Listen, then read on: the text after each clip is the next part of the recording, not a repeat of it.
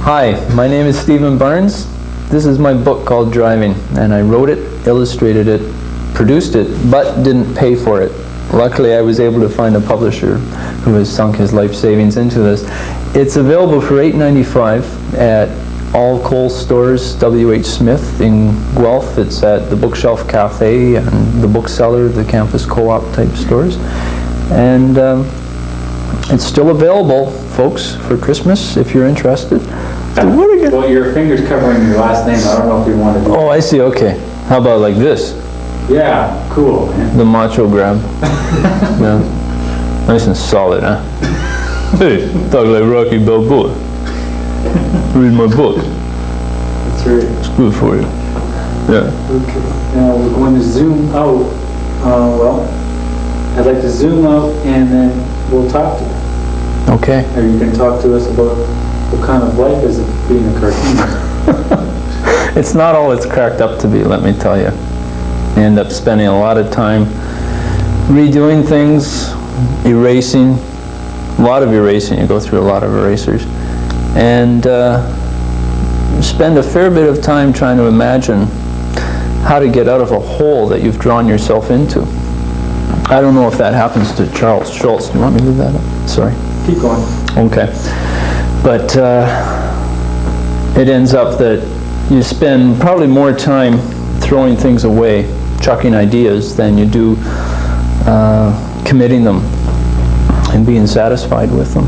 I find that a big frustration, and yet it's all worthwhile once everything comes together. You've got a final spread with the words, the picture, it all ties in, and then you end up forgetting about all the hassles that it can be.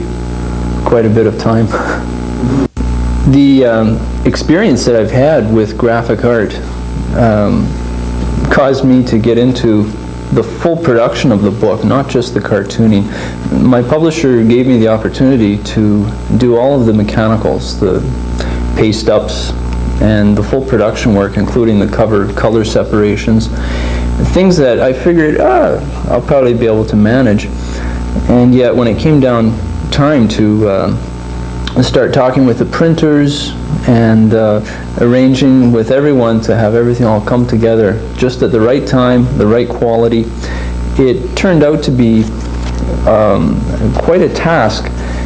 A fantastic education, great experience. That's often an expression people use, I hear, when they don't get what they wanted, but in this case it worked out.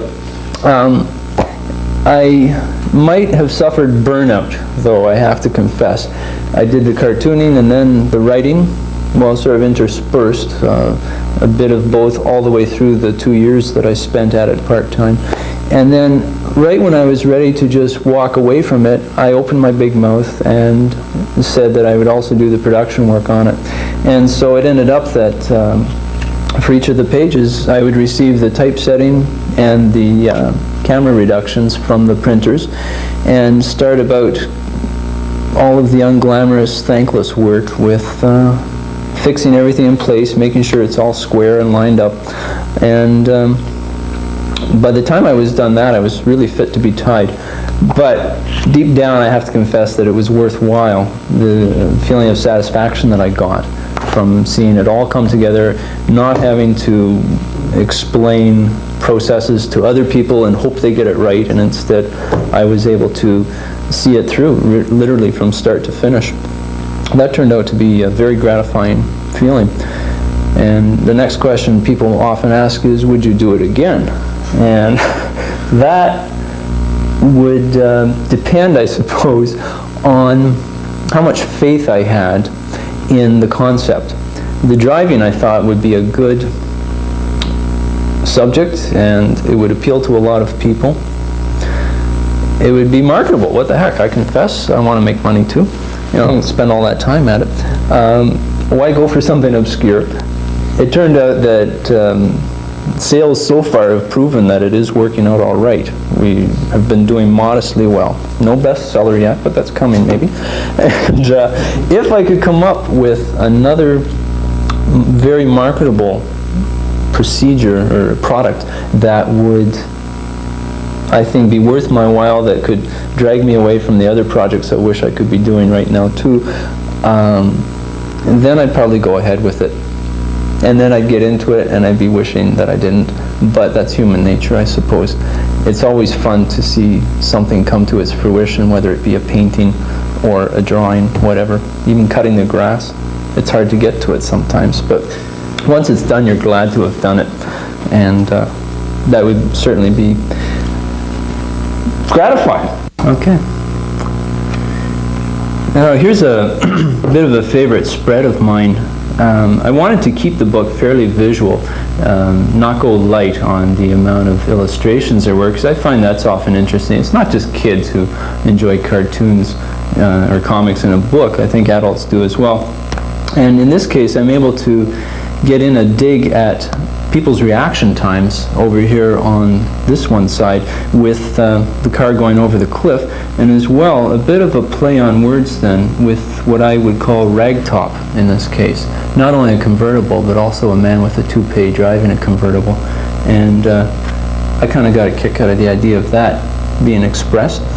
And as well then, throughout the book there are occasions where, as in this case with seatbelts, I've tried to get across a personal conviction without being too preachy. In other words, still keep it lighthearted, but still drive my point home. I'm a firm believer in seatbelts for safety. Not wanting to turn this into a serious discussion or anything, but I really feel they can even prevent accidents by keeping people in control of their vehicle. But here I turned out an opportunity to make a play on words again regarding the dummies. And it gave me a chance to still illustrate the seriousness and the consequences of an accident. It created a slapstick situation, but the fact that it's not a genuine human in the car, but instead a dummy, it kind of let me get away with that, I suppose. At least I hope most people would think so. And another thing too then would be one-way streets. I don't know how many people here have turned down the wrong way of a one-way street. I know I have. It's been a really sobering experience. You feel as though you're on another planet, in a sense. You don't belong at all, and nobody's going to help you either. Usually they hate you. And so if anybody hasn't had that happen, I advise them to read this book so that they can be prepared. It'd be a good idea probably, and this way you can know what to expect, and as soon as it happens you'll recognize it and maybe avoid an accident. I don't know, I'd feel really good about that if that was the case. I feel really proud of myself. Motorcycles, they're out on the roads. I call the book Driving Indeed, but I think motorcycle riders are drivers too. They're sharing the road with everyone.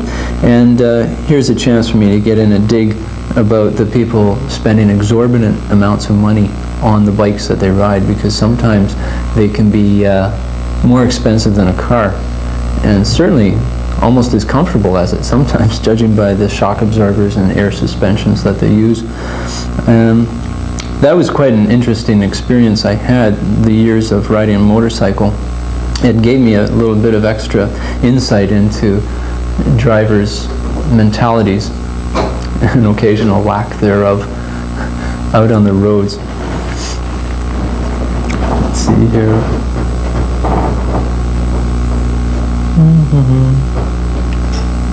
What have we got, Kevin?